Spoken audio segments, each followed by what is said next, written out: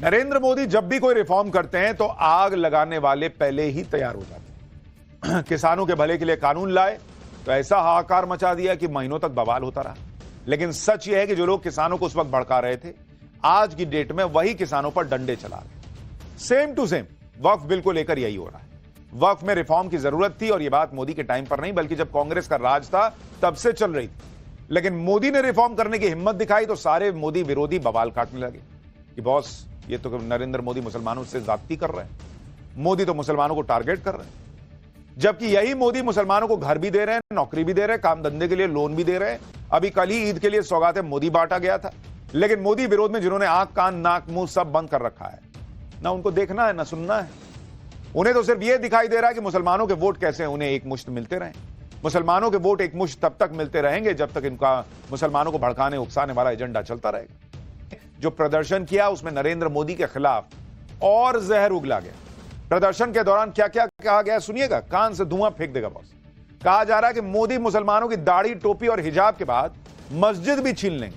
कब दाढ़ी टोपी छीनी है, लेकिन बोल रहे हैं मोदी मुसलमानों को कब्रिस्तान में चैन से दफनाने भी नहीं देंगे। मतलब आप कहानी देख रहे हैं कैसी कैसी बुनी जा रही। कब्रिस्तान में दफनाने नहीं देंगे मोदी सरकार को फिर से शाहीन बाग जैसे प्रदर्शन की धमकी दी गई। वक्फ संशोधन बिल को नागपुरिया कानून बताकर उसे आरएसएस से जोड़ दिया गया। वक्फ बिल में संशोधन को मुसलमानों के अधिकारों पर सबसे बड़ा हमला बता दिया गया। सिविल वॉर से लेकर पाकिस्तान तक वक्फ बिल के खिलाफ हर तरह की ऐसी बयानबाजी हो रही है कि भाई जो नहीं भी सोच रहा होगा उसके मन में आग लग जाएगी कि ना मुसलमानों पे तो बहुत अत्याचार हुआ। इससे मुसलमान मोदी की सौगात भूल जाए और उसके दिमाग में वक्फ वक्फ वक्फ घूमता रहे, बस इसका प्लान है।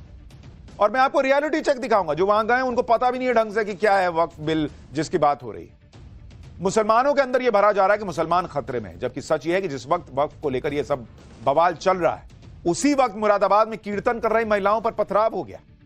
हजारीबाग में हिंदू यात्रा पर पत्थर चल गए। हिंदू राजा का अपमान हो रहा है, उसे लेकर बहुत बवाल हुआ है आज। इस सब के बारे में आज आपको विस्तार से दिखाऊंगा। देखना चाहिए आपको कि क्या चल रहा है देश में। लेकिन पहले यह देख लीजिए कि वक्फ को लेकर कैसे मुसलमान अब सड़क पर आ गया है, कैसे बवाल मचा है और कैसे नीतीश कुमार के बहाने नरेंद्र मोदी को टारगेट किया जा रहा है।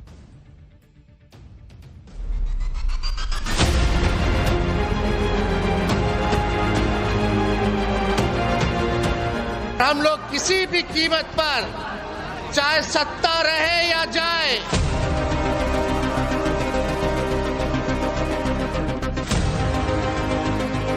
सियासत इस कदर लोगों पर एहसान करती है, पहले आंखें छीनती है फिर चश्मे दान करती है।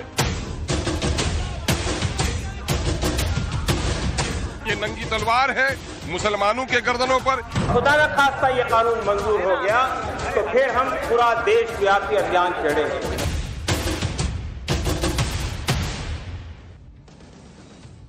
वक्फ संशोधन बिल पर पहले दिल्ली में प्रदर्शन हुआ था। दिल्ली के बाद बिहार में प्रदर्शन किया गया और जिसकी दो वजह दिख रही हैं। पहली तो यह कि बिहार में नीतीश कुमार हैं जो मोदी सरकार को समर्थन दे रहे हैं और मुस्लिम संगठन बार बार नीतीश कुमार पर दबाव डाल रहे हैं। दूसरी बात, बिहार में इसी साल विधानसभा चुनाव है और इस बिल के बहाने बिहार में मोदी के खिलाफ इंडी गठबंधन के समर्थन में मुस्लिम वोट को कंसोलिडेट करने का प्रयास हो रहा है। इसलिए आप देखिए कि इस प्रदर्शन में लालू यादव भी पहुंच गए भाई, जिनकी तबीयत ठीक नहीं चल रही है। लालू यादव पहुंच गए प्रदर्शन में। तेजस्वी यादव भी साथ में पहुंचे हुए थे। तेजस्वी यादव ने इसका एहसान भी गिना दिया कि लालू यादव स्वस्थ ना होने के बावजूद मुसलमानों के लिए यहां पर आए हैं। तेजस्वी यादव को सुनिए जो कह रहे हैं कि किसी भी कीमत पर इस बिल को पास नहीं होने देंगे। आज यहां बीमार अवस्था में भी आप लोगों का साथ देने, यहां हम सब लोग आपके हाथों को मजबूत करने के लिए यहां पहुंचे हैं और हम लोग किसी भी कीमत पर, चाहे सत्ता रहे या जाए, इसकी हम लोगों को परवाह नहीं है। लेकिन ये गैर संवैधानिक बिल और लोकतांत्रिक बिल का हम लोग पुरजोर सदन में भी विरोध किया था, संसद में भी विरोध किया था। ये इन नेताओं का कॉन्फिडेंस है कि जिस बिल को लेकर सीधा सीधा प्रश्न यह है कि सेक्युलर भारत में अगर सेक्युलरिज्म जैसा कुछ है तो वहां पर एक धर्म विशेष को ऐसा कैसे कुछ मिल सकता है जो बाकियों को नहीं मिला हुआ है। लेकिन इनका कॉन्फिडेंस है कि हम मुसलमान के साथ दिखेंगे तो मुसलमान का वोट लेंगे, लेकिन अगर गलत में भी मुसलमान का साथ दे रहे हैं तो भी हिंदू का वोट तो आ ही जाएगा जाति के नाम पर। पटना में all India Muslim personal law board का प्रदर्शन चल रहा था। लालू, तेजस्वी सब पहुंच गए वहां पर, और इनको देखकर लोग यही कह रहे हैं कि ये वही लोग हैं जो महाकुंभ नहीं गए। महाकुंभ को फालतू बता रहे थे लालू यादव, लेकिन जब मुस्लिम संगठनों का बुलावा आया, बाप रे बाप, खराब तबीयत के बावजूद चले गए वहां तेजी से। ये तक कह दिया कि चाहे सत्ता रहे या न रहे, बिल नहीं पास होने देंगे। वक्फ संशोधन बिल के खिलाफ लालू यादव और तेजस्वी यादव इतना जोर क्यों लगा रहे हैं, इसका पीछे का वोट गणित भी आपको समझा देता हूं। दरअसल अगर आप देखेंगे, सबको बिहार का चुनाव दिख रहा है कि भैया बिहार में चुनाव है और वहां पर स्थिति क्या है, आपको यह देखनी चाहिए। बिहार में अगर आप देखेंगे मुसलमान कितनी बड़ी संख्या में है, क्या प्रभाव छोड़ता है आप देखिए। आबादी कितनी है? आप 18%, 18% बॉस बिहार के अंदर मुस्लिम आबादी है। और अगर आप मुस्लिम वोट देखिएगा 2020 में मुस्लिम वोट किसको कितना गया था, अगर इसका गणित देखिएगा, एनडीए को 5%, मात्र 5%, जिसमें जेडीयू प्लस बीजेपी है बॉस। जेडीयू के नाम पे फिर भी मुसलमान वोट कर दे तब भी 5%। और इंडिया अलायंस को जो आप देखिएगा, कांग्रेस प्लस आरजेडी, इनको गया था 76%, 76%। अब आपको समझ में आ रहा है कि क्यों लालू यादव खराब तबीयत के बावजूद वहां पहुंच गए। साल 2024 का लोकसभा चुनाव, एनडीए को 12% वोट गया, इंडिया अलायंस को 87% मुसलमानों का वोट बिहार के अंदर गया। इन्हीं 87% मुस्लिम वोट को एक मुश्त बनाए रखने और इसे और बढ़ाने के लिए वक्फ संशोधन बिल के खिलाफ जोर आजमाइश हो रही है। आप यह भी समझिए कि मुस्लिम वोट की राजनीति करने वाला पार्टियों के लिए तो वक्फ संशोधन बिल उस मौके की तरह है जिसके दम पर वो एक मुश्त मुस्लिम वोटों की फसल काट सकते हैं। इसलिए इस बिल के खिलाफ बहुत भड़काऊ बयानबाजी हो रही। बिहार में असदुद्दीन ओवैसी की पार्टी के विधायक अख्तरुल ईमान को सुनिए, जो गृह युद्ध जैसी धमकी दे रहे हैं। कह रहे हैं कि वक्फ बिल मुसलमानों की गर्दन पर लटकती हुई तलवार की तरह है। सुनिए एक बार इनको।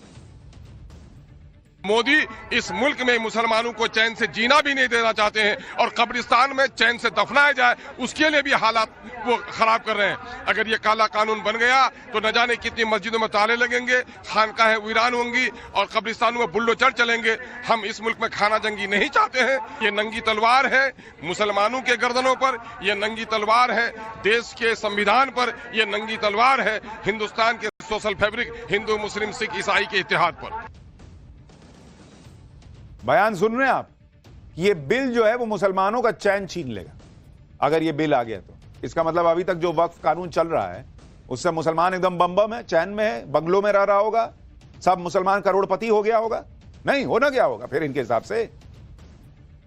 नहीं हुआ। क्यों नहीं हुआ ये समझना होगा उन मुसलमानों को जिनको भड़काया जा रहा है। वक्फ संशोधन बिल के खिलाफ आंदोलन की कमान all India Muslim personal law board ने संभाली हुई है। इन्हें भी तो यह दिखाना है कि मुसलमानों की आवाज उठाने वाले असली ठेकेदार हम हैं। बिल के खिलाफ प्रदर्शन का अगला प्लान भी तैयार हो गया। दिल्ली और पटना के बाद अगला ठिकाना आंध्र प्रदेश है, जहां एनडीए में शामिल चंद्रबाबू नायडू की सरकार है। वहां भी Muslim personal law board Chandrababu Naidu की पार्टी पर दबाव डालेगा कि वो इस बिल का समर्थन ना करें, और अगर किया तो फिर मुसलमानों का सपोर्ट हमेशा के लिए खो देंगे। All India Muslim personal law board के सदस्य कैसे शाहीन बाग की याद दिला रहे हैं वो सुनिए। फिर बताऊंगा कि जब पटना में हमारी टीम ने वक्फ बिल के विरोध में जमा हुई इस भीड़ से सवाल पूछा कि भाई क्या है, क्या दिक्कत है तुम लोगों को, उसके बाद देखिए क्या ये लोग जवाब दिए। लेकिन पहले सुनिए इन लोगों को। जिस तरह हमारी कौम ने अभी चंद माह पहले एक सीए और एनआरसी के ऊपर में शाहीन बाग का अज़ीमुश्शान मुजाहरा किया था, अगर ये बिल वापस नहीं लिया गया और खुदा न खास्ता ये कानून मंजूर हो गया तो फिर हम पूरा देशव्यापी अभियान छेड़ेंगे।